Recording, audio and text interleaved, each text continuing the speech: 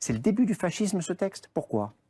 Non, ce texte est une pièce supplémentaire et je pense qu'il fait passer un palier supplémentaire dans un autoritarisme et dans une stigmatisation absolument insupportable.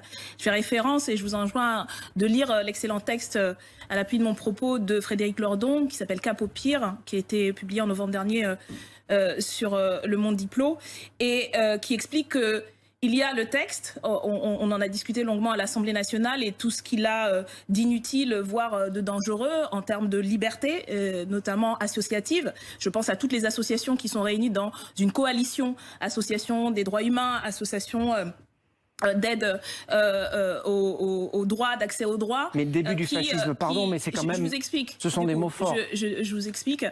Et qui mettent en cause, justement, en termes de liberté. Il y a donc ce texte. Et puis, il y a le contexte à l'appui de ce texte et qui a été justifié d'ailleurs par ses promoteurs et promotrices. En premier lieu, le ministre Darmanin qui expliquait à Marine Le Pen sur une chaîne du service public que un certain nombre d'articles étaient faits pour faire plaisir aux représentants du Rassemblement national, qui explique que il est surpris que Marine Le Pen ne vote pas et n'acquiesce pas parce que ça signifie qu'elle est trop molle et que le problème c'est l'islam. Donc j'en passe et des pires. Et donc qu'est-ce qu'il y a aujourd'hui dans le contexte quand une ministre de l'enseignement supérieur explique qu'elle va mandater un organisme de recherche pour faire la chasse à l'islamo-gauchisme, ce qui a valu d'ailleurs ça, je crois que c'est pas dans le texte. C'est pas dans le texte, non, mais c'est dans le contexte. Non, faut pas tout mélanger parce que vous savez, les gens écoutent comme ça, ils se disent, oh là là, qu'est-ce qui se passe là? Non, justement, je vous explique le contexte dans lequel ce texte est débattu et voté et qui est justifié. Et vous qui savez ce qu'on va justifie faire? On va regarder ce qu'il y a dans le texte. Juste avant, Sacha Houlié, j'aimerais que vous réagissiez à ce qui a été écrit par madame. Il y a une atmosphère, je finis là-dessus,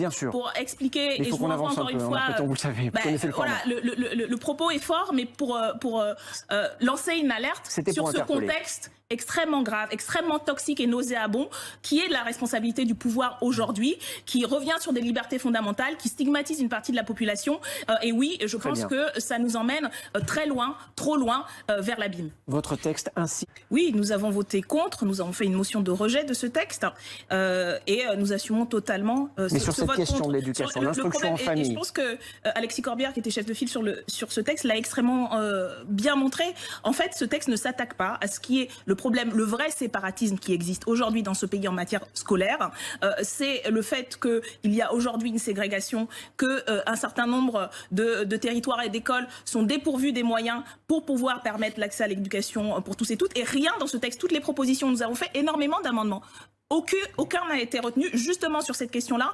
Comment on fait en sorte que l'école publique soit accessible mais précisément sur ce point de l'instruction en famille, est-ce qu'il y a quelque chose qui vous choque, Daniel Obono? Mais oui, parce que de quoi on parle? Qui est-ce que ça concerne, l'instruction en famille? C'est les chiffres parlent de très peu de monde, enfin 50 000 personnes. 50 000 personnes. Pour la majorité, il ne s'agit d'ailleurs pas d'un cadre confessionnel dans lequel cela se fait. Et d'ailleurs, c'est pour ça que du coup, une partie de la droite s'est érigée en disant, mais en fait, vous tapez pas sur les bons, puisque pour eux, les bons, c'est les musulmans. Et on l'a vu, beaucoup d'associations sont montées au créneau en disant, mais en fait, de quoi vous parlez? Nous, ce que nous disions, c'est que il faut mieux encadrer, notamment, par exemple, les écoles.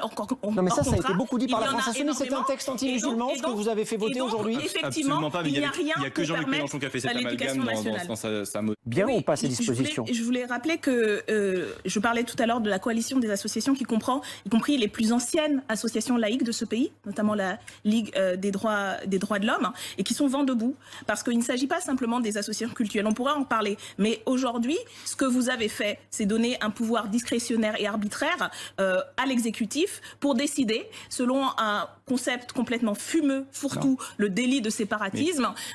D'ailleurs, faire en sorte d'ailleurs que... ce que vous dites n'est pas dans la loi. Excusez-moi, non. Ce que vous dites n'est pas dans la loi. Si, donc, exactement. moi, je suis désolé, il fallait venir, il fallait siéger. Oui, parce non, que mais...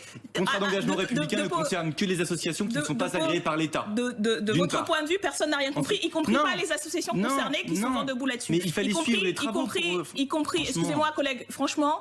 Mais vous n'avez pas été là une minute et vous dites n'importe quoi sur ce texte. Pour le suivi du... Excusez-moi. Daniel Obono, terminé, on va laisser Sacha Houlié répondre.